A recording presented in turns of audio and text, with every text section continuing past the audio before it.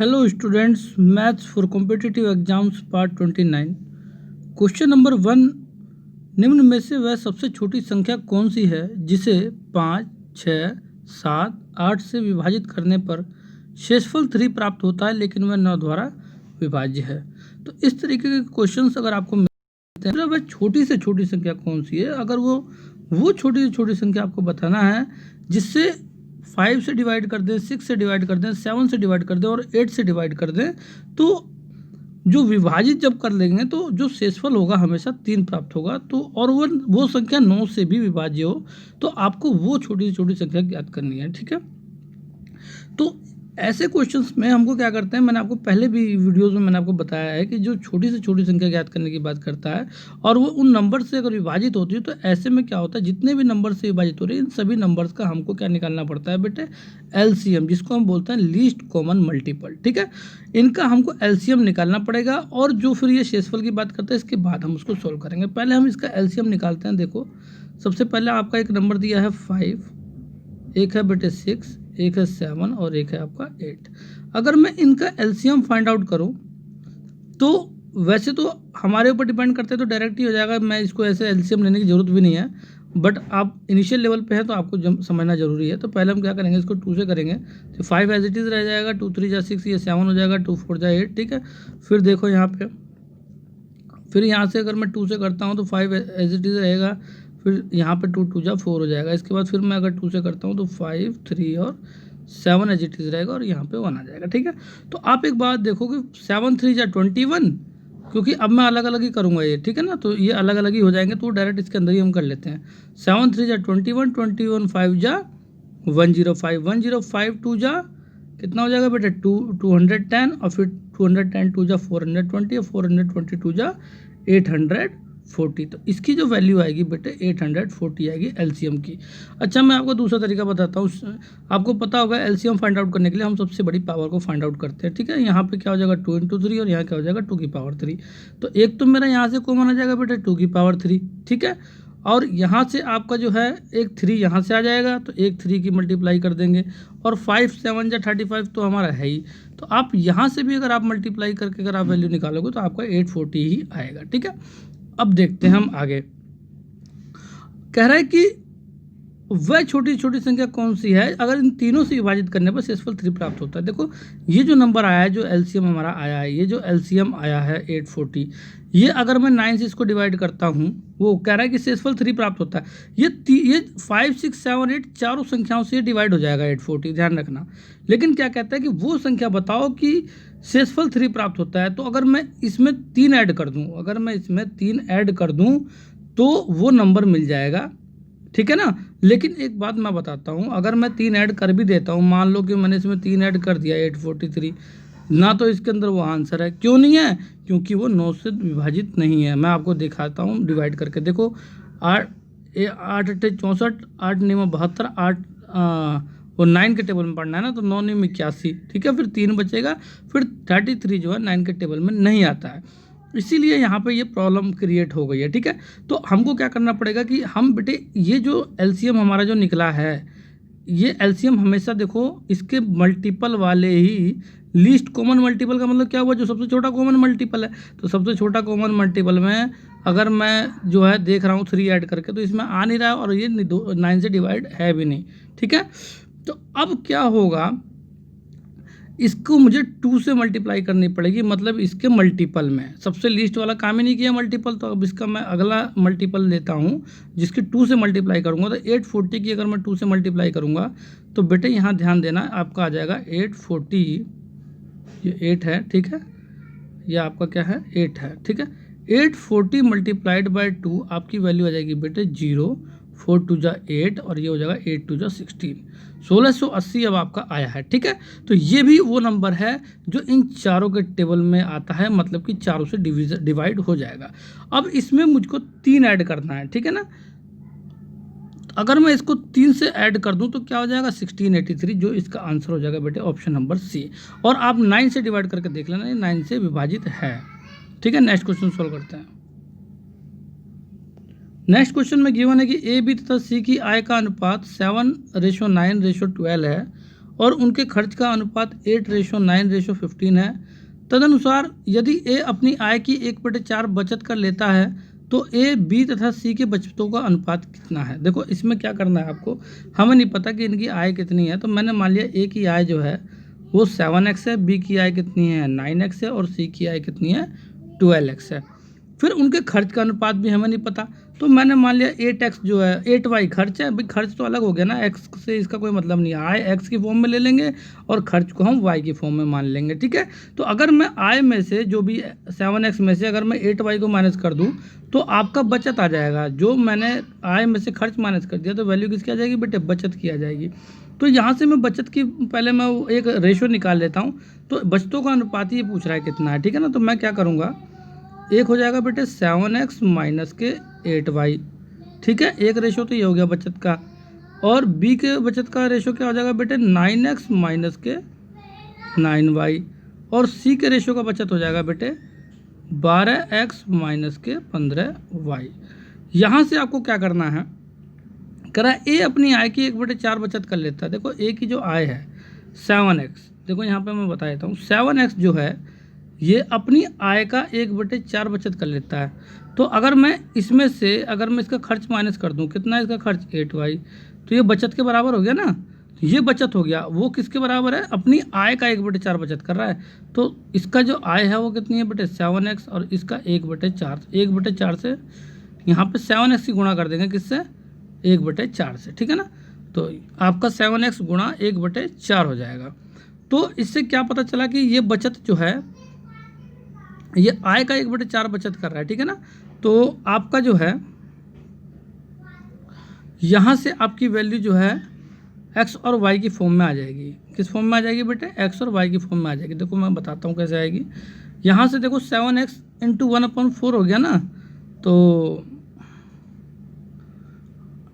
1/4 बचत कर देता, तो ये बचत है ये, ठीक है। तो आय का 1/4 कह रहा है, तो आय का 1/4 बचत, तो ये बचत बराबर जो है ये तुम्हारा बचत हो जाएगा, ठीक है। तो यहाँ से देखो बेटे इस इक्वेशन से क्या होगा आपका, देखो 7x की जो 7x/4 हो जाएगा ये। तो 7x/4 अगर मैं पहले ले लूँगा तो 7x माइनस, देखो क्या वैल्यू आएगी, ये आएगी बेटे 7x माइनस, ये 7 है, 7x माइनस ये हो जाएगा 7x/4, 7x/4, ठीक है। और इक्वल टू 8y को उधर भेज दो, इक्वल टू 8y, ये y है, ठीक है, इसे ध्यान रखना। अब क्या होगा 7 4 28 में से 7 चला जाएगा, कितना हो जाएगा 21/x/4 बराबर 8y। तो यहाँ से बेटे देखो y अपॉन में आ जाएगा, ठीक है।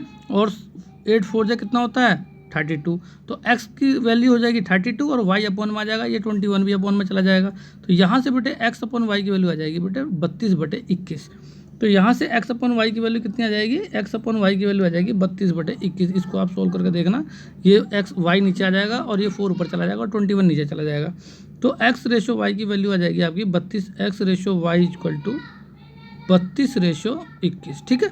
अब मैं क्या करूँगा, x की जगह पे 32 पुट करूँगा और y की जगह पे 21 पुट करूँगा। तो एक बात बताओ, अगर मैं यहाँ पे 32 पुट कर दूँ x की जगह पे और y की जगह पे 21 पुट कर दूँ, तो यहाँ से क्या होगा बेटे 8 कॉमन आ जाएगा, क्योंकि ये 32 जो है, एक काम करता हूँ मैं पहले आपको बता ही दूँ, 32 पुट कर दिया मैंने और यहाँ पे 21 पुट कर दिया। रेशो यहाँ 9 में कॉमन ले लेता हूँ, तो 32 में से 21 जाएगा, कितना बचेगा बेटे ये हो जाएगा बेटे 11, ठीक है। और रेशो आपका जो है 12 का जो है 32 से और 15 का 21 से कर देंगे, तो 12 गुणा 32 माइनस 15 गुणा 21, ठीक है।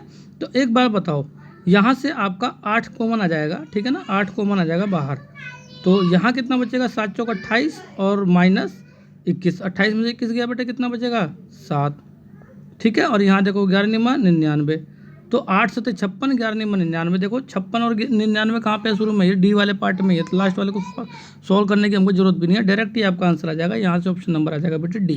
नेक्स्ट क्वेश्चन को सॉल्व करते हैं। नेक्स्ट क्वेश्चन में क्या कहता है, 60 औसत वाली 4 संख्याओं में पहली बाद के तीनों के योग की 1/4 है, तदनुसार उसमें पहली संख्या कितनी है। देखो 60 औसत वाली 4 संख्याएं हैं, तो हमें तो पता नहीं कौन कौन सी हैं। तो जब 60 औसत है और 4 संख्याएं हैं, तो हम क्या करेंगे, उसका योग जब निकालना होता है तो 60 की 4 से गुणा कर देंगे तो ये हो जाएगा 6 चौक 24, 240 हो जाएगा इसका योग। चार संख्याओं का योग हो जाएगा 240, ठीक है। बाद के तीनों के योग की 1/4 है, कौन सी? पहली जो है, तो पहली जो है बाद के तीनों के योग की 1/4 है, तो इसका मतलब मैं ये मान के चलूँ कि एक मान लो कि एक पहली संख्या है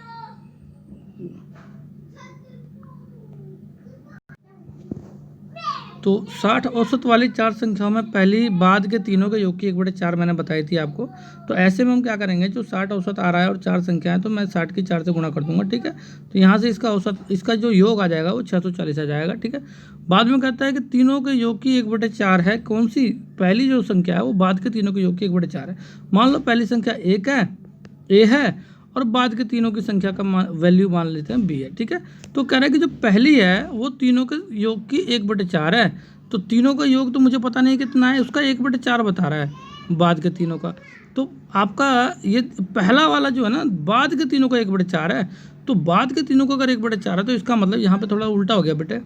बाद के तीन मान लो अगर हमारा 1 है तो पहला वाला क्या है, 1/4 है, तो यहाँ से अगर 4 इधर चला जाएगा तो ये हो जाएगा बेटे 1:4, ठीक है। तो एक पहला वाला बाद वाले तीनों का योग का 1/4 है, तो 4 और 1 हो जाएगा यहाँ से, तो पहला हो जाएगा 1 और बाद वाले तीनों का योग हो जाएगा 4। तो कह रहा है कि उसमें पहली संख्या कितनी है। तो एक बात बताओ, चारों संख्याओं का योग तो आपको पता ही है, तो पहली संख्या ए की वैल्यू फाइंड आउट करने के लिए आपको पता होगा कि दोनों का सम तो बटे में होता है और पहली संख्या जो है 1 है, ठीक है। तो यहाँ से काट लो, 5 चौक 20, 5 अट्ठे 40, तो ए की वैल्यू कितनी हो जाएगी बेटे 48। तो इस तरीके से क्वेश्चन को हम सोल्व करते हैं, ज़्यादा टफ क्वेश्चन नहीं है, इजी क्वेश्चन है, थोड़ा सा समझने की देरी है, ठीक है। तो ये जो है मेन मेथड आपके लिए जो इंपॉर्टेंट है। नेक्स्ट क्वेश्चन देखते हैं। कह रहा है यदि 2 की पावर 33 को 10 से विभाजित किया जाए तो शेषफल कितना होगा। एक बात बताओ, 2 की पावर 33 है आपका, कह रहा है 10 से विभाजित किया जाए, तो ऐसे पावर में मैंने बताया था आपको कि हर बार जो है कोई भी नंबर जैसे मल्टीपल करते हैं तो 4 के बाद 5वें नंबर पर वो वही वैल्यू रिपीट होती है। तो मैं 33 को 4 से डिवाइड कर दूंगा ना, 33 डिवाइड बाई 4, तो 4 8 जा 32, तो यहाँ पर बचेगा क्या, पावर 1 बचेगी, तो 2 की पावर 1 बच जाएगी यहाँ से। तो इसमें शेषफल कितना आ जाएगा, तो 2 की पावर 1 2 ही होता है इसका शेषफल, मतलब जो है 2 ही बच जाएगा, ठीक है। तो इसका ऑप्शन हो जाएगा बेटे ए। नेक्स्ट क्वेश्चन सोल्व करते हैं। कह रहा है यदि ए तथा बी विषम संख्याएं हों तो निम्न में से कौन एक सम संख्या। देखो एक बार बताओ, ए और बी विषम संख्या है, ये भी विषम है, ये भी विषम है, ठीक है। तो अगर ये विषम विषम कितने हो जाएंगे, सम हो जाएंगे, और फिर विषम जो है इसमें ऐड हो जाएगा, भाई मल्टीप्लाई में है ना, विषम की विषम से मल्टीप्लाई करोगे तो विषम संख्या ही आएगी। तो पहला वाला भी नहीं है। यहाँ देखो विषम विषम सम हो जाएगा, और जब भी विषम विषम संख्या को सम करेंगे तो इसमें एक जोड़ देंगे फिर भी सम हो जाएगा, हमको सम संख्या चाहिए। अब यहाँ देखो विषम विषम कितना हो जाएगा, सम, और सम में से एक माइनस कर देंगे फिर भी सम हो जाएगा, ये भी आंसर है। इसका मतलब इसका ऑप्शन नंबर डी आंसर है। देखो कैसे, विषम विषम क्या हो जाएगा, सम, और वैसे भी फार्मूला बन गया बेटे ए प्लस बी के होल स्क्वायर का। तो विषम विषम मान लो कि 3 + 3 हो जाएगा, ए प्लस बी का होल स्क्वायर फार्मूला है, तो 3 + 3 का होल स्क्वायर कितना होता है बेटे 6 × 36, तो 6 सम का पावर जो 2 होता है वो भी सम ही होता है, तो इसका ऑप्शन नंबर डी हो जाएगा। नेक्स्ट क्वेश्चन देखते हैं।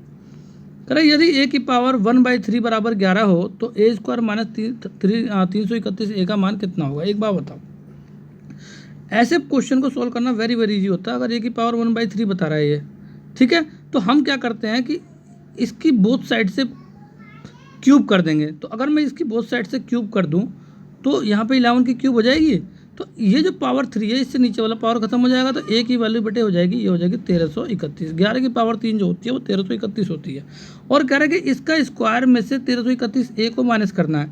तो एक बात बताओ, 1331 का स्क्वायर है तो फिर मैं 1331 से गुणा कर दूंगा, ठीक है, स्क्वायर हो गया, अब माइनस के 331 इंटू ए की वैल्यू फिर 1331 हो जाएगी, ठीक है बेटे। तो एक ये वाली ए की वैल्यू 1331 ही है, तो अगर मैं यहाँ से 1331 कॉमन ले लूँ, ठीक है, तो यहाँ बचेगा क्या, 1331 में से अगर 331, देखो यहाँ से और यहाँ से दोनों कॉमन हो गए, तो 1331 में 331 माइनस कर देंगे तो बेटे ये हो जाएगा 1000। तो 1331 और 3 0 साथ में आ जाएंगे, तो इसका ऑप्शन नंबर बी हो जाएगा। वेरी वेरी इजी क्वेश्चन है। नेक्स्ट क्वेश्चन सॉल्व करते हैं। कह रहा है यदि x + 1 + x अपॉन 961 = 32/31 हो तो x का मान कितना होगा। ऐसे में हमको क्या करना है बेटे, इसका स्क्वायर कर देंगे बोथ साइड से, तो यहाँ से आंसर आ जाएगा 1 + x अपॉन 961 = 32 का स्क्वायर अपॉन 31 का स्क्वायर। तो 1 + x अपॉन 961 = हो जाएगा 32 का स्क्वायर। देखो बेटे वेरी इजी है, हम क्या कर देंगे, ये 32 का स्क्वायर, देखो 2 का हो जाएगा 04, 3 का हो जाएगा 09, और यहाँ से बेटे 3 2 6 2 12, तो 12 अगर ऐड कर देंगे तो ये हो जाएगा 2 और 421 हाँ 1024 हो जाएगा आपका, ठीक है। तो ये हो जाएगा 1024 अपॉन 31 का स्क्वायर, तो आपको पता ही होगा क्या होगा यहाँ से, इसका हो जाएगा आपका 1061 होगा मेरे हिसाब से। मैं एक बार चेक कर लेता हूँ, 1061 961 ही होगा, देख लेते हैं। तो 31 का क्या हो जाएगा बेटे आपका, ये हो जाएगा 0109 और यहाँ से हो जाएगा बेटे 3 दूनी 6, 6 यहाँ पे ऐड हो जाएगा, तो 961 ही हो रहा है इसका, ठीक है बेटे। तो आपको जो है अपोन में 961 रखना है, इसके अपोन में कितना रखना है 961, तो इसके अपोन में हो जाएगा 961। तो एक बात बताओ, जब मैं ये वाली 1 को अगर मैं उस तरफ ले जाऊंगा तो 1024 में से अगर मैं ये 1 माइनस हो जाएगा इधर आके, इसको मैं हटाए तो यहीं पे ही, तो 1 माइनस हो जाएगा, तो 1024 में से 961 घटा देंगे तो कितना बचेगा, तो ये बचेगा बेटा 4 में से 1 गया 3 और ये हो जाएगा 12 में 6 गया 6 और 63 बचेगा, ठीक है। 63/961, तो ये इसके बराबर ये वाली वैल्यू आ गई, 961 से 961 कट जाएगा, एक्स की वैल्यू क्या आ जाएगी बेटा 63 आ जाएगी, डायरेक्ट इसका आंसर हो जाएगा ए, ठीक है। नेक्स्ट क्वेश्चन सोल्व करते हैं।